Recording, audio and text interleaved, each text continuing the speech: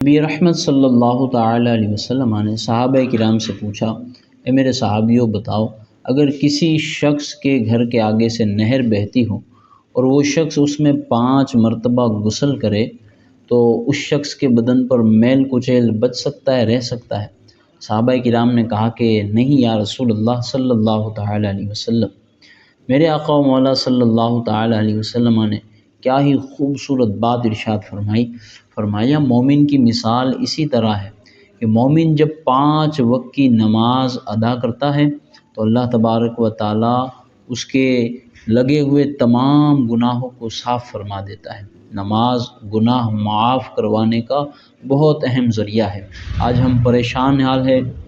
مالی اعتبار سے، جسمانی اعتبار سے بیمار ہے، عزت نہیں ہے ہماری معاشرے میں، کیا معاملات ہیں سارے۔ تو آئیے نماز پڑھے، جب بندہ نماز پڑھتا ہے اس کے گناہ اللہ معاف فرما دیتا ہے، اور نماز کے بعد جو اللہ تبارک و تعالیٰ سے بندہ دعا کرتا ہے اللہ تبارک و تعالیٰ اس کی ان دعاؤں کو قبول فرماتا ہے۔ نماز کے بعد جو دعا مانگی جاتی ہے، دعا کے چیپٹرز پڑھے، دعا کے ابواب پڑھے، آپ کو پتہ چلے گا کہ دعا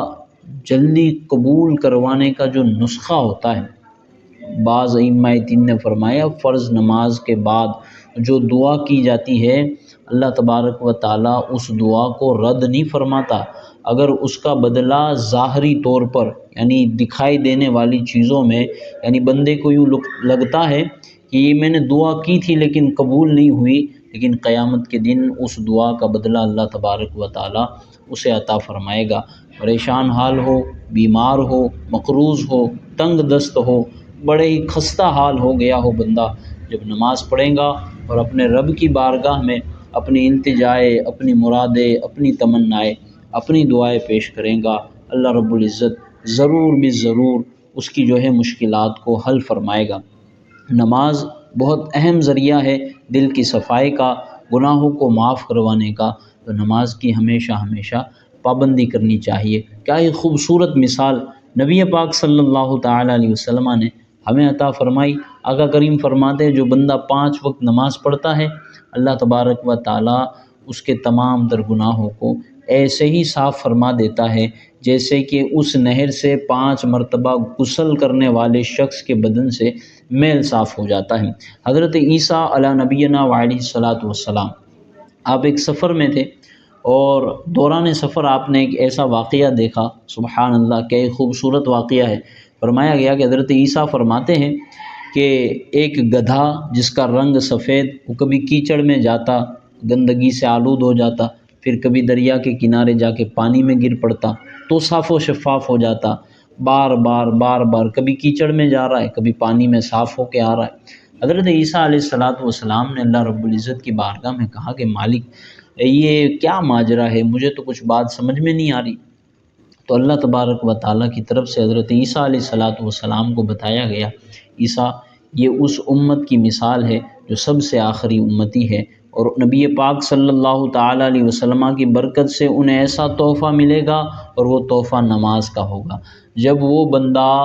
گندگیوں میں یعنی گناہوں کی گندگیوں میں لت پت ہو کر آئے گا، جب میری بارگاہ میں آ کر سجدہ کرے گا، میری نماز ادا کرے گا، تو اے عیسیٰ علیہ الصلاۃ والسلام میں اس کے تمام گناہوں کو معاف کر دوں گا۔ جس طرح پہلے گدھا کیچڑ میں گیا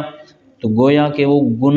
گناہ گار انسان کی ایک تشبیہ، ایک مثال دی جا رہی ہے کہ جیسے وہ کیچڑ میں گرا اور کیچڑ اس پر لگا تو بندے نے گناہ کیا تو گناہوں کے داغ اس پر لگ گئے، اور جیسے وہ سمندر کے پانی میں نہایا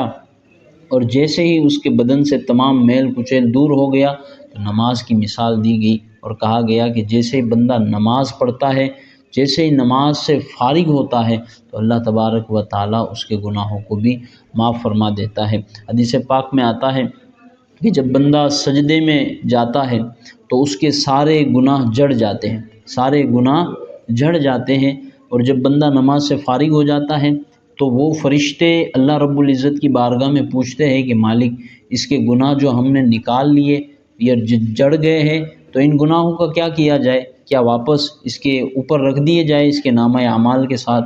تو اللہ رب العزت فرماتا ہے میں نے ایک مرتبہ جس بندے کے گناہ کو اس سے جدا کر دیا، میری یہ شان نہیں ہے کہ ان گناہوں کو واپس اس کے نامہ اعمال میں داخل فردو۔ ہمارا رب اتنا رحمان ہے، اتنا رحمان ہے، اتنا رحمان ہے کہ اللہ رب العزت کی بارگاہ میں اگر کوئی صدق و دل سے توبہ کرتا ہے تو اللہ تبارک و تعالیٰ نہ صرف اس کے گناہوں کو معاف فرماتا ہے بلکہ اس کے گناہوں کو نیکیوں میں تبدیل فرما دیتا ہے۔ تو یہ کچھ معروضات تھے، کچھ پیاری پیاری باتیں تھیں، نبی پاک کے پیارے پیارے ارشاد تھے جو آپ کے گوش گزار کیے میں نے۔ اللہ سب سے پہلے مجھے